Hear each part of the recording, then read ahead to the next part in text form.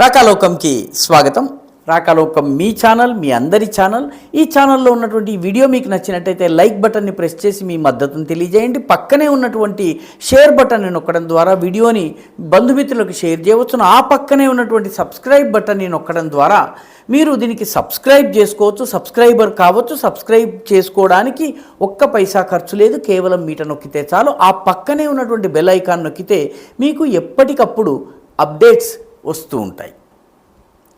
మిత్రులారా, ప్రధానమంత్రి నరేంద్ర మోదీ ఆర్టికల్ 370ని తొలగించిన తరువాత మొట్టమొదటిసారి జమ్మూ కాశ్మీర్లో ఉన్నటువంటి కశ్మీర్ వ్యాలీలో ఉన్న శ్రీనగర్లో పర్యటించారు.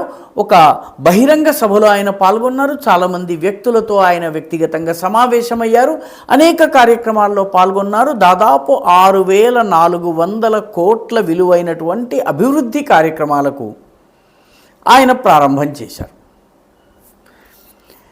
ఇది చాలా ముఖ్యమైనటువంటి పర్యటన. వికసిత్ భారత్, వికసిత్ జమ్మూ కాశ్మీర్ అనే పేరిట జరిగినటువంటి వార్త, ఈ సమావేశం ఏదైతే ఉందో ఇది ఆర్టికల్ 370ని తొలగించిన తరువాత జరుగుతున్న మొట్టమొదటి సమావేశం కాబట్టి ఎంతమంది హాజరవుతారు, సమావేశంలో వచ్చినటువంటి ప్రజల రెస్పాన్స్ ఎలా ఉంది, ఆ తరువాత దీని పట్ల ఇరుగు పొరుగు దేశాలు ఎలా స్పందిస్తున్నాయి, జమ్మూ కాశ్మీర్లో జరిగిన ఈ కార్యక్రమం విషయంలో మోదీ వ్యతిరేకులైనటువంటి విపక్షాలు ఏ రకంగా ఆలోచిస్తున్నాయి, ఈ 4-5 రకాలుగా ఇది చాలా కీలకమైనటువంటి కార్యక్రమం. తమాషా ఏంటంటే ప్రధానమంత్రి ఇప్పటి వరకు తనకి ఓట్లు రానటువంటి ఆంధ్రప్రదేశ్లో, తక్కువ సీట్లు ఉన్నటువంటి తెలంగాణలో, అసలు ఏ బలము లేనటువంటి కేరళలో, తమిళనాడులో, ఈ బలహీనంగా ఉన్నటువంటి రాష్ట్రాల్లో పర్యటించారు. ఆ తరువాత అధికారంలో లేనటువంటి బెంగాల్లో పర్యటించారు. ఇప్పుడు కశ్మీర్ లోయలో ఉన్నటువంటి ఎంపీ సీట్లలో ఒక్క ఎంపీ సీటు కూడాను బీజేపీ గెలవలేదు. అక్కడ ఆయన వెళ్ళి సభ పెట్టారు. జమ్మూలో బీజేపీ జమ్మూ, ఉధంపూర్ అదేవిధంగా ఈ సీట్లన్నీ గెలుచుకోగలిగింది. కానీ జమ్మూ కశ్మీర్ వ్యాలీలో ఉన్నటువంటి సీట్లు గెలవలేదు. గెలవని చోట ఆయన వెళ్ళి సభ చేయటం ఒక ప్రత్యేకత అయితే, ఆర్టికల్ 370ని 35Aని తొలగించిన తర్వాత పర్యటించటము ముఖ్యమైనటువంటి డెవలప్మెంట్. ఎందుకంటే ఈ 2019 తరువాత కశ్మీర్లో జరిగినటువంటి అభివృద్ధి, ఇన్ఫ్రాస్ట్రక్చరల్ డెవలప్మెంట్, ఉపాధి కల్పన, ఉగ్రవాదం పైన అదుపు సంపాదించటం, అదేవిధంగా జమ్మూ కాశ్మీర్లో ప్రతి శుక్రవారము జరిగేటటువంటి రాళ్ల దాడి, మధ్యాహ్నం కాగానే రాళ్ల దాడి జరగటము, హర్తాళ్ళు, ధర్నాలు, బందులు, ఇవి మొత్తము ఆగిపోయినాయి. జమ్మూ కాశ్మీర్లో ఈరోజు టూరిజం 2 కోట్ల మంది గత సంవత్సరం వచ్చారు. ఇది ఒక రికార్డు. అంతేకాకుండా యునైటెడ్ అరబ్ ఎమిరేట్స్ కావచ్చు, సౌదీ అరేబియా కావచ్చు, ఈ ముస్లిం దేశాలన్నీ కూడాను కశ్మీర్లో పెట్టుబడులు పెడుతున్నాయి. పాకిస్తాన్ దీనిని ఎన్ని రకాలుగా లేవనెత్తేందుకు ప్రయత్నించినా కూడాను ముస్లిం దేశాల నుంచి కూడాను సహకారం అందనటువంటి పరిస్థితి. ఈ వాతావరణం మధ్య ప్రధానమంత్రి పర్యటించడము, ప్రధానమంత్రి సభకు భారీ ఎత్తున ప్రజలు రావడం జరిగింది. కొంత ఖచ్చితంగా మొబిలైజేషన్ జరిగి ఉంటుంది. ఎందుకంటే ఏ రాజకీయ పార్టీ కూడా ఈరోజు మొబిలైజ్ చేయకుండా ఉండదు. ముఖ్యంగా ప్రధానమంత్రి వస్తున్నారు, అందున జమ్మూ కాశ్మీర్ అంటే సెక్యూరిటీ చాలా తీవ్రంగా ఉంటుంది. అయినప్పటికీ అంత భారీ సంఖ్యలో రావడము, అందున మహిళల సంఖ్య ఎక్కువగా ఉండడం, వాళ్ళందరూ కూడాను జమ్మూ కాశ్మీర్లో శాంతి, అమన్ ఔర్ చైన్ ఉన్నాయి, అదేవిధంగా స్టోన్ పెల్టర్స్ లేరు అన్నటువంటి విషయాన్ని వీళ్ళందరూ చెప్పారు. మోదీ మాట్లాడుతున్నప్పుడు వచ్చినటువంటి ప్రజా ప్రతిస్పందన కూడాను చాలా అద్భుతమైనటువంటి ప్రజా ప్రతిస్పందన వచ్చింది. మోదీ స్పీచ్లో ఉన్నటువంటి కొన్ని ప్రత్యేకతలు తప్పనిసరిగా గమనించాల్సినవి ఏంటంటే, మొట్టమొదటిది ఆయన బహుశా భారతదేశ చరిత్రలో శ్రీనగర్లో ఒక పబ్లిక్ మీటింగ్లో ఆర్టికల్ 370ని తొలగించాలని చెప్పినటువంటి శ్యామాప్రసాద్ ముఖర్జీ పేరును ప్రస్తావించారు. ఇది చాలా సిగ్నిఫికెంట్ డెవలప్మెంట్. ఈ మాట ఆయన అన్నప్పుడు వచ్చినటువంటి ప్రజాస్పందన కూడాను జమ్మూ కాశ్మీర్లో వస్తున్న మార్పుకు నిదర్శనము. ఆర్టికల్ 370 యొక్క సంఖ్యల నుంచి జమ్మూ కాశ్మీర్ని విముక్తం చేయడం జరిగిందని చెప్పినప్పుడు కూడాను ప్రజల నుంచి వచ్చినటువంటి స్పందన నిజంగా జమ్మూ కాశ్మీర్లో వస్తున్నటువంటి మార్పుకు నిదర్శనము వికసిత్ భారత్ వికసిత్ జమ్మూ కాశ్మీర్ పేరిట ఈ కార్యక్రమం జరిగింది. అయితే ఈ మొత్తం కార్యక్రమం జరిగినటువంటి తీరు ఖచ్చితంగా కశ్మీర్ వ్యాలీలో ఉన్నటువంటి నేషనల్ కాన్ఫరెన్స్, అదేవిధంగా పీడీపీ, మహబూబా ముఫ్తీకి చెందినటువంటి పీడీపీ, ఈ రెండు పార్టీలను ఆయన డైరెక్ట్గా అటాక్ చేశారు.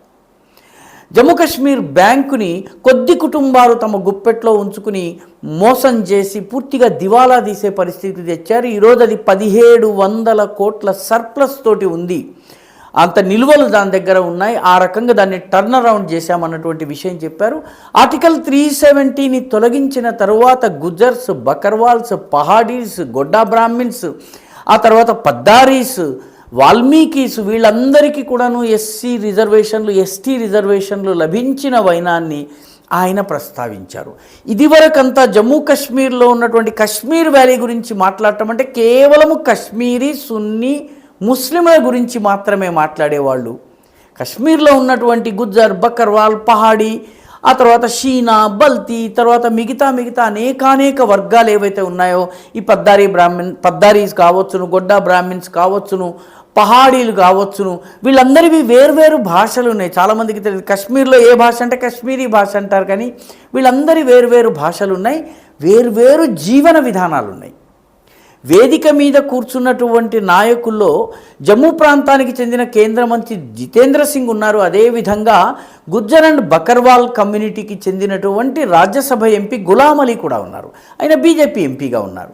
సో వీళ్ళ ప్రస్తావన తేవడం అనేది కశ్మీరులో చాలా కీలకమైనటువంటి డెవలప్మెంట్గా భావించాలి. ప్రధానమంత్రి ఈ పర్యటన యొక్క ప్రకంపనలు ఎక్కడ కనిపిస్తున్నాయి?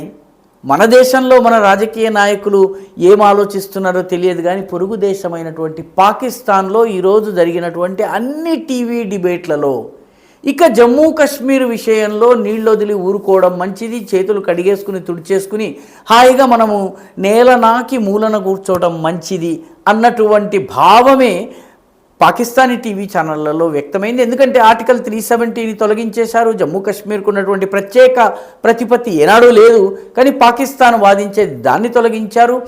ఇస్లామిక్ కంట్రీలు ఈరోజు జమ్మూ కాశ్మీర్లో చేస్తున్నాయి. నరేంద్ర మోదీ వెళితే అక్కడ వ్యతిరేకంగా ఒక చిన్న నిరసన ప్రదర్శన కూడా జరగలేదు, బంద్ లేదు, హర్తాల్ లేదు.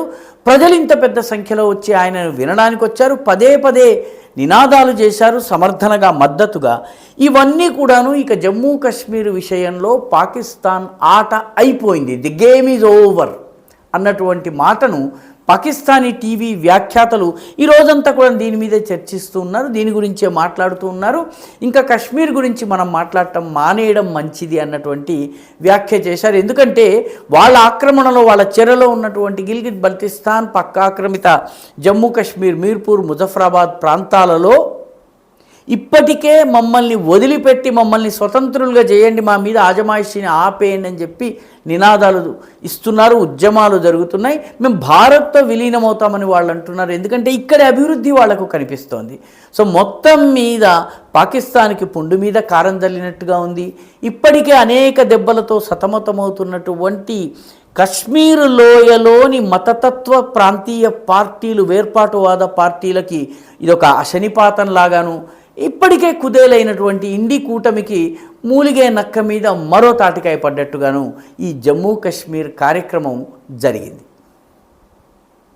ఈ వీడియో మీకు నచ్చినట్టయితే లైక్ చేయండి, షేర్ చేయండి, ఈ ఛానల్కు సబ్స్క్రైబ్ చేయండి. మీ అభిప్రాయాన్ని కమెంట్ల రూపంలో తప్పనిసరిగా పంపించండి.